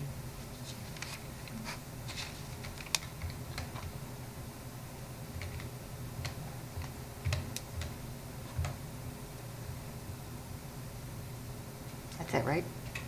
Hmm? That's it? So there's an amendment in a second? Yeah. Yeah. Yeah. Yes. Discussion? Go ahead. I spent an enormous amount of time trying to figure out sort of where I stood with the budget. And I just want to briefly go through my thought process. We have very strong schools in our town, and we have very strong support from our community. We had a lot of people come speak. We had a bunch of letters, excluding one gentleman who really spoke more about what other towns are doing in comparison to numbers. All we heard was, keep doing what you're doing. The Board of Ed and Kathy Greeter were so transparent and open. The interaction that we had with the Board of Ed through this process, I thought was stellar this year. I had so many piles of paper to look at and answer to my questions and in answer to my colleagues' questions. More so, I think, than any year I've been on the council, I got it this year. I got what was going on. When I sat here, what I wanted to do was give to the town what they were asking, and to me, that was maintaining what we have. What can we do so everything basically stays the same? Because it seems like we have something that is running beautifully. I think our community is really happy. I think our schools are, our not only our parents and students, but I think our community. And I wanted to figure out what that maintain was. So that's why I was so focused from even before we started this on what the 4.37% was and where there was any movement, because my goal was to continue doing what we're doing because we're doing it well, or you're doing it well. The basic, and we went through this, 1.3% of that 4.37 was the stop loss. And honestly, there's nothing we can do about it now. Cigna raised it. I like that you're going out for RFP. I like we're trying to get it lower. I very much hope next year it is lower, so we're in a better position, but that is not a number that can move. Contractual, previously agreed upon contractual obligations were 1.7. Again, nothing we can do about it now. If we have issues go in the future, that's when we do it. And then the remaining almost 1%, maybe a little bit less, because that was the one area it was hard to get a really tight number, was special ed. Special ed is a scenario where there is a need because of the children who are in need. And as soon as that need kicks in, there are federal and state regulations and requirements, and not always funded, that need to be dealt with. And it's not just a need, it's not like the federal or state government are forcing us to do it. There's a decency that we need to look out for all children. That gets us close to 4. There were 2 areas that I was sort of ambiguous, and again, I spent a lot of time thinking about what I thought was right here. The language program and technology. Would this be in the maintained group, or would this be in the added group? What we know, at least I felt, was from the language program, I only heard wonderful things. I didn't hear any negative. I heard negative, I would have listened, but I only heard people coming out on, crazy weekdays or Saturday mornings to say, this really works, please keep it. The maintain piece of that is, it makes no sense, as someone said earlier, to do it for 2 years and then not do it. Then you might as well honestly nix the program, and I don't want you to nix the program. The other sort of ambiguous maintain or not maintain is technology. We have a plan, which is fantastic. We have a system. In order to make that system continue to work, you implement the plan, you don't cut it. So when I struggled with the numbers and when I looked at things, I felt personally, based on the presentations, that 4% was that maintain, to continue to give this community what this community wants. The 3.8%, that my colleagues have proposed, and let me just step back for a second. My colleagues love this town like I love this town. My colleagues want what's best for this town. Nancy was the chair of the Board of Ed. Meredith was on the Board of Ed. Peter, between firemen, TPs, I mean, everyone here has done everything they can because they feel the same way about the town as I do. My worry with the 3.8, and I had a lot of conversations about 3.8, is that based on my own due diligence this week, 3.8 means that there will be cuts. Now, it's not the world's coming to an end cuts, but it will be cuts to the FTE, and there will probably be some soft cuts to programs. And I think that is not what the town is asking for us. I think the town wants us to maintain, and I feel that 3.8 is a bit of an arbitrary number. If I'm missing something, I asked my fellow colleagues on the town council, where was their mentality to get to 3.8? Because I feel that that's going to make things a little different. And honestly, I feel our Board of Ed and our superintendent and our staff and the administration, they have done a stellar job, the same way that Kathy Egan has done a stellar job. And if you've done it right and you're getting great results, I don't believe I need to tighten it on you. I want to give you the resources for you to do what you're doing. And as another gentleman said, I don't want you to make do. The other reason I'm at 4.0 is, as you all know, I hate uncertainty. I think I convey that every meeting. The past 2 years, our numbers have been off with projections. So my guess is we're looking at maybe 75 to 100 more kids. I don't know. But what I've been told is you're not coming back to us and saying we need more money. You're going to make do anyway. So we have this uncertainty and this strange abnormality that we're getting more kids than our projections. And my comfort zone is 4.0 will give you what you need to continue what you want to do. I, again, respect my colleagues. I am thrilled that we just passed the capital improvement, the extra $120,000. I think that's a very positive step. That dishwasher was desperate. It's been desperate since I've been on the council. And that is an add, but that doesn't change things. Those are particular purchases that we as a council are saying go forward and do, but those are not going to help with the day-to-day. That's not going to pay the bills. That's not going to pay for the gas or the salary. That's just, hey, we've all concluded these things really need to be done. That's a separate entity. And I'm just not comfortable that the 3.8 is going to get it done. I know how politics works. I know my colleagues probably have made their decision. I am the minority. John and I are alone up here all the time. All I ask, honestly, is take 5 minutes and go back into your caucus room and just make sure you feel that 3.8 is that maintain number. Because if you do and you're comfortable with that, then we're giving to the school board and the superintendent what they need to make it happen. But if you conclude, like I conclude, that maintain is the 4.0, put politics aside and do what's best for the town. That's all I ask, because I know that's all we all care about.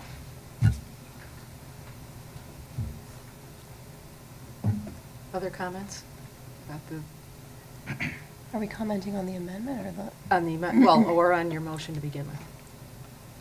Go ahead, John. I'll speak to both the amendment and the original motion. First off, since we're speaking about the Board of Education budget, I want to thank Kathy Greeter for all the work you've done, all the work you do. As I've said before, we both started on the same day. My first Board of Education meeting was Kathy's first Board of Education meeting here in Farmington, and I enjoyed all 4.5 years I served on the Board of Education. I want to thank Beth Kittner for her advocacy for the budget and for the children. I think our children are probably in better hands because of Beth's work. She works really, really hard. I got an email from the East Farms PTO last night urging the East Farms PTO members to come out and speak on behalf of this budget and to support it. And you guys do really good work. I have 2 children in the district, a 7th grader, which I can't believe, and a 3rd grader, and they are both thriving. My 3rd grader loves strings. Every night she reads, probably for an hour. And in fact, we have to make her go to bed and take the book away from her. But while she's reading, she's listening to a Suzuki CD the entire time. She does this every night. She's done it for 3 or 4 years now. She's thriving. My 7th grader is thriving. We have awesome, awesome public schools. It's why I moved here 10 years ago. March 1st was 10 years that I've lived in the town of Farmington. And we came here from Seattle area. And number one reason was the public schools. I had a 2.5-year-old at the time. So with that being said, it's always disappointing for me every year when I only see 15 people come out and speak, at public comment. I shouldn't say disappointing, dismaying, I guess. I would love for more people to be actively involved in the town. We have a town of 27,000 people. 270 people makes up 1% of the town. 27 people makes up 1/10 of 1% of the town. And we had about half of that, so, whatever that ends up being. I've listened carefully to what everybody said this time around, and I agree with a lot of what everybody said. We talked a lot about numbers, and I heard numbers come up a lot, and numbers drive everything we do. They drive budgets. I mean, if you look at this book, it's just a book full of numbers, and there's a whole bunch of them. And so some of the numbers that stand out to me when I have to make my decision, and again, I have to sit up here. This is hard to do up here. I'm a parent. I have parents that I have to talk to at sporting events, but I have to represent 27,000 people to the best of my ability. And so I have to look at numbers, and the numbers have to play a role in my decision. And so, just speaking on the school board budget numbers and taking a 10-year period, there's just some numbers jump out at me. We have FTE positions, 300 FTE positions, full-time equivalents 10 years ago. Today we have 373. That's 373. That's plus 23 FTE positions for a 7% increase. Enrollment, 10 years ago, 4,166. Projected for this year, 3,948. That's minus 218 students for a minus 5%. We talk about class size and the class size being too big. And one question, which we don't have to discuss tonight or today, but I want to bring it up, is the Project Choice program. 10 years ago, we had 94 choice students. Today, we have 130. That's plus 36 students for a 40% increase. I would like to know what kind of a role that may play in class size and other issues. And then the biggest number of all is 10 years ago, the budget was $44,578,512. And today, the requested 4.37, not 4.49, is $33,101. That's an increase of 42%. And when you're talking, that's also known as almost $20 million. So to me, that's a hard balance for me to get my arms around.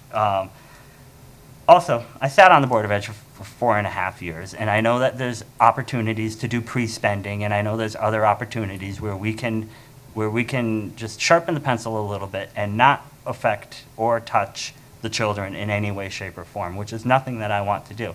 I'm a strong advocate of technology.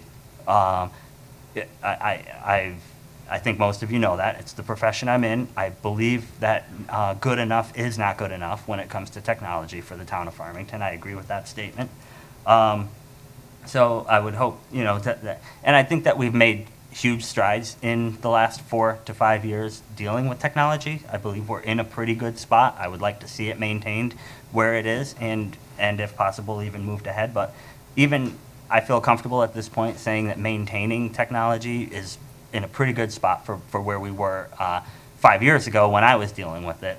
And both of my children embrace the technology. They're amazing when it comes to Google Drive and how they use it. They almost use it better than I do. But in the PowerPoint presentations that my 7th grader is putting together, I would like to hire her to put some together for my annual meeting. She's very, very good. So I support it fully.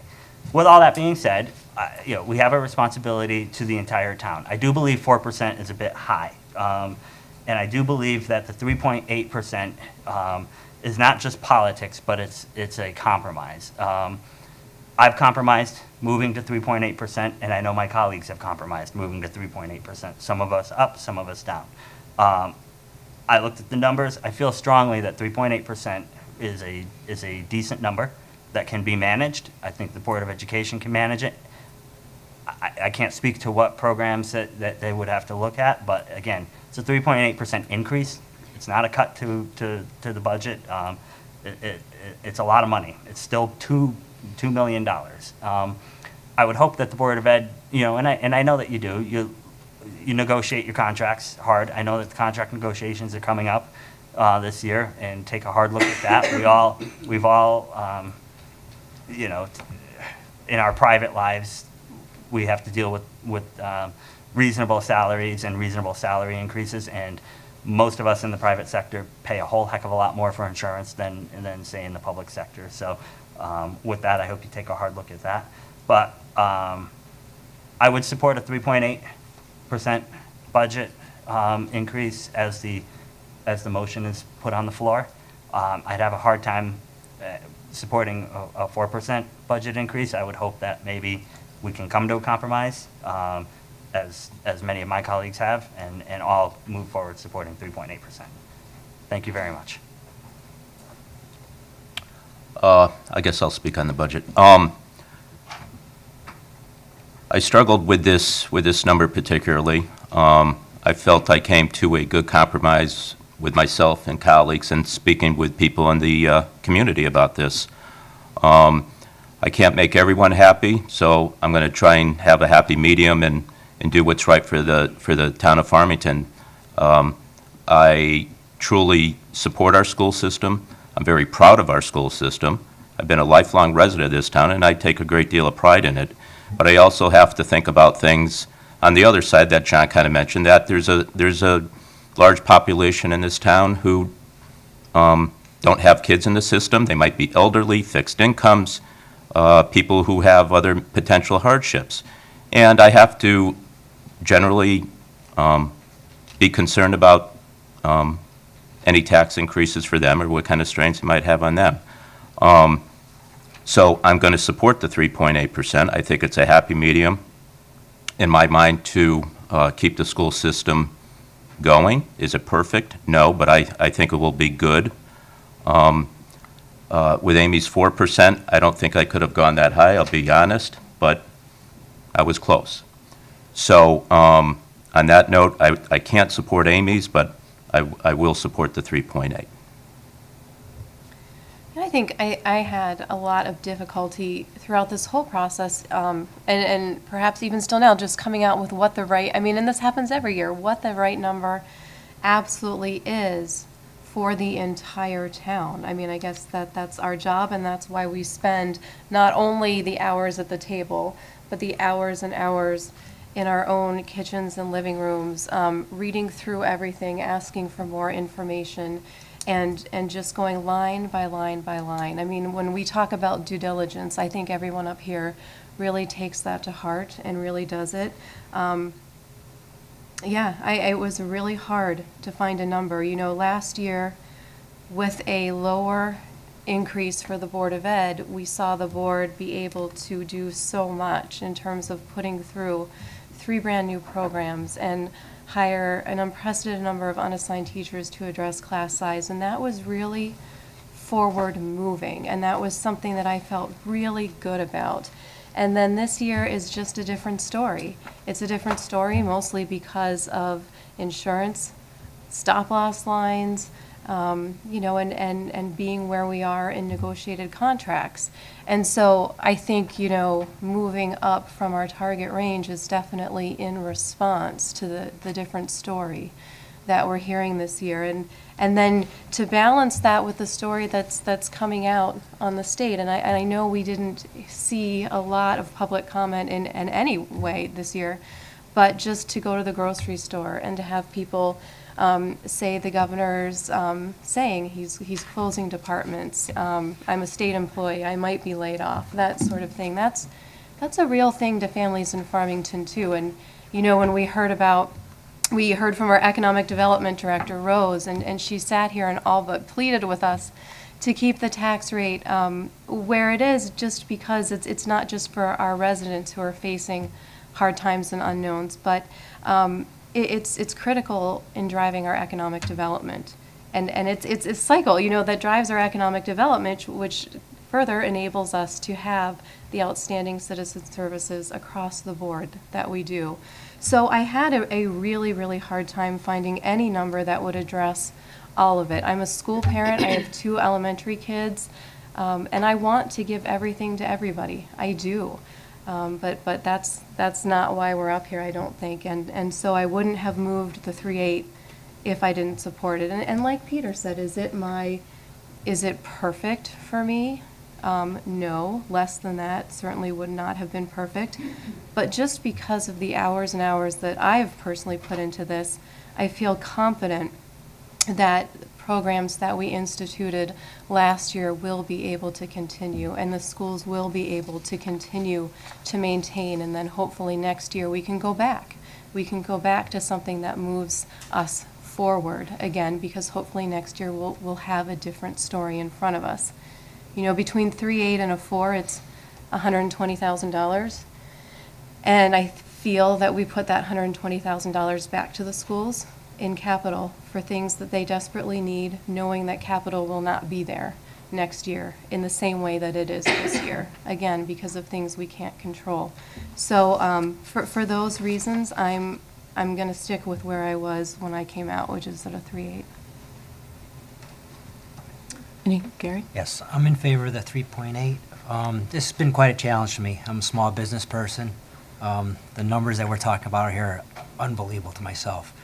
But with my colleagues, we've gone over the numbers, heard cases from people out in the audience here. I mean, it's quite touching. But what we came up with was 3.8, and I'm just going to have to stick with it. Thank you. Nancy? John, I'm sorry. Not a problem.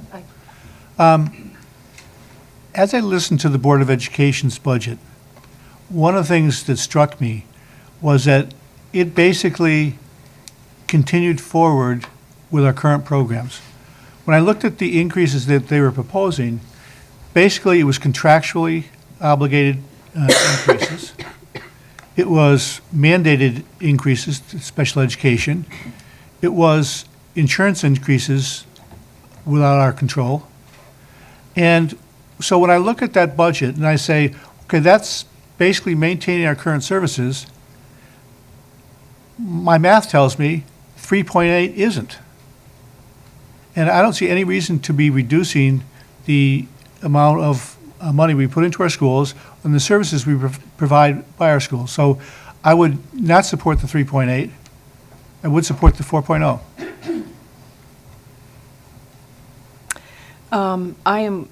First of all, I want to begin by thanking the people that sent us letters through email, that called, that we saw and expressed interest one way or another about different things in the whole budget, whether it was at the grocery store or on the street or on the paths. Because we did hear, and I appreciate the people coming here and talking to us about the schools. That's something that has always been near and dear to my heart and still is. And I feel that we've heard from a lot of different people, not just here at the school, people coming in and talking here, but letters of concern about increases in the budget and the school budget. Some of the letters that we received said, please don't go to your target. That's too much. And they wanted some compromise. And so we had different scenarios from different people about what they thought was good for the town as a whole, and thinking about the situation in the state right now, not just what we might or might not receive, but how it affects people, as Meredith said, whether it affects someone not getting an increase in their own job or having a job. So there are all those pieces to me that I listened to, and it's just not the last couple days. It's hearing things with the Board of Ed meetings in the past few months when you've brought forth your special ed budget and the different budgets that you do one at a time before your budget and the discussions you have. And it's just been a process for me over this and these last few days. And I can't begin to commend the board and Kathy for all the information you've given us and the discussion we've had. The things we've asked for, and the next day or the next 15 minutes, we got sheets and information. I mean, I can't tell you how much we appreciate that, and I know I can speak for everybody, as they've been saying. It's just been wonderful. So all of that, to me, took part in my realizing that our target was not going to work. We certainly couldn't stay there. And I know there's always discussion about whether it's even makes sense to do targets. Well, I do think it does make sense. Unfortunately, this year it got a little convoluted in the timing, but we do think about that and why we give some ranges. But as far as I was concerned, that was clearly not going to work this year. And so for me, that's why I felt we needed to have an increase in the budget of what we're talking about now at the 3.8. That is, it was mentioned, it's about 120,000 or so difference. And I believe that doing that capital was really important this year for you, because I don't think in the future we're going to be able to do as much. I'd like to say I hope we're going to keep it stable, but I don't know where we're going to go with the capital coming on with the WPCA, with our sewer, and the school. And something else that is part of the budget that we don't really talk about that much is in-kind services. There are about a little over 2 million in-kind services that are in the town budget that we provide for the schools. So that's additional money that is spent for the schools, which I'm glad we are able to do, and the high school money this year, the $400,000. The high school is something that's looming, and I think that that's something that when we've now seen a little bit of the information, we realize it's going to be quite costly. And I'm not afraid of that. I think we need to step in and we need to do what we need to do for the town and make it a high school that we can be proud of for the future and for a long time in the future, and that's going to take money. So that's in my mind as what the future is as well, as far as taxes are concerned for people. And I think that those are things they all have to be thought about when we're thinking about moving budgets forward, and the fact that over the last 10 years, we have our budget, the Board of Ed budget has risen, and in the last few years, it's gone up $2 million or more for the last couple of years. And I have to say with that every dollar, all of it is spent well. There's not a question in my mind that the money that the Board of Ed spends would be spent for the good of kids and the good of the town. And it involves so much, and it's just very involved when you put all the pieces together. And it's just very, you do a very thoughtful job, and it's done with the kids in mind and bettering the town. So I, for a moment, don't want that to be thought, that I don't think that money's spent well. Whatever you spend is spent for kids. But I think there has to be a balance, and that's why I'm looking at the 3.8. And I do see that as an increase in your budget, and that's why, as I say, it had to be more than the what we had set to begin with. So that said, I am ready to move forward if anyone else has anything else to say.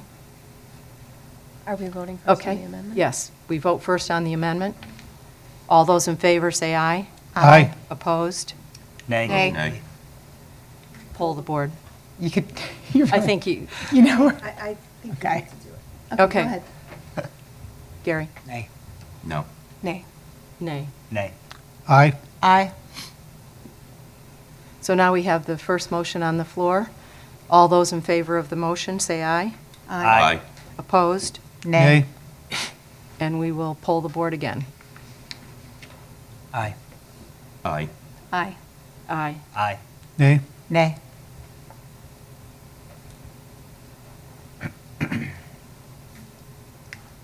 So now we have I think we have final motion. Can we take just 30 seconds so I can get the full numbers? the numbers. Okay. So You now we're ready? going to be discussing the whole package. This is the whole thing. It's The motion. a long one. All right.